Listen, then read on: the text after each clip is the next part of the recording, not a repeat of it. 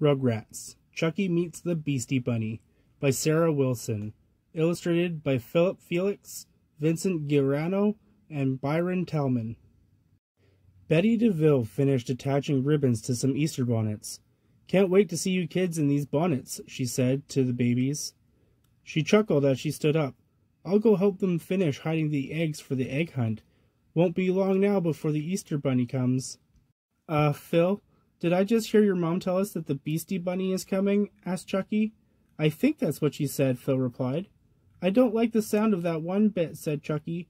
"I'm scared of bunnies, especially Beastie Bunnies." "You mean like those?" asked Phil, pointing at Tommy's grandpa's feet. "Ah!" cried Chuckie. "Or that?" asked Lil, looking at Dill's fuzzy bunny. Dill held it up for Chuckie to see. Chuckie gulped and hid his eyes.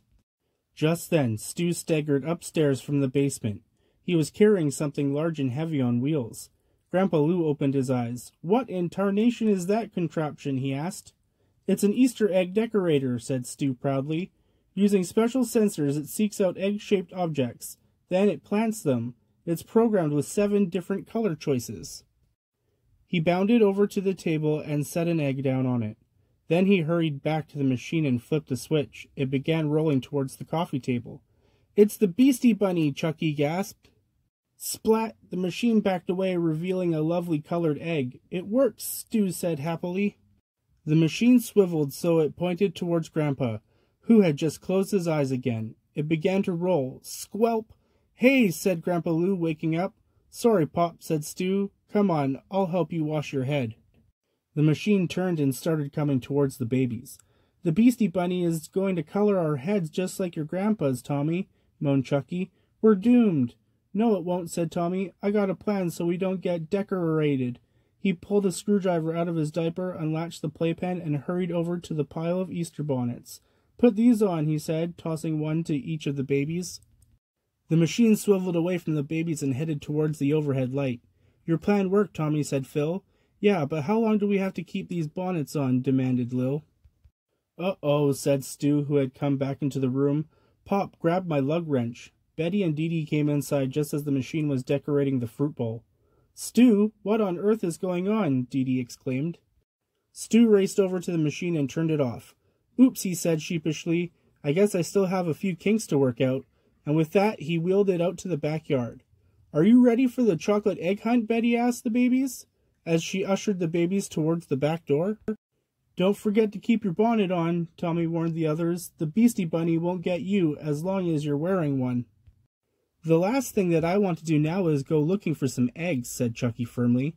"What if I find the Beastie Bunny instead?" He sat down in the grass next to where Dee Dee had been gardening. "Okay, Chuckie," said Tommy. "You can stay here," he said, and Phil and Lil went on a search. Suddenly, a shadow fell over Chuckie. He looked up. His Easter bonnet almost fell off. It was the Beastie Bunny. "Oh no," whispered Chuckie, backing away. The Beastie Bunny rolled towards him. "I don't want to get decorated," he said to himself. "Think, Chuckie, think." Suddenly Chuckie had an idea. He looked at the puddle made by the garden hose and stood up, faced the machine. "Okay, Beastie Bunny," he yelled. "Just try to decorate me."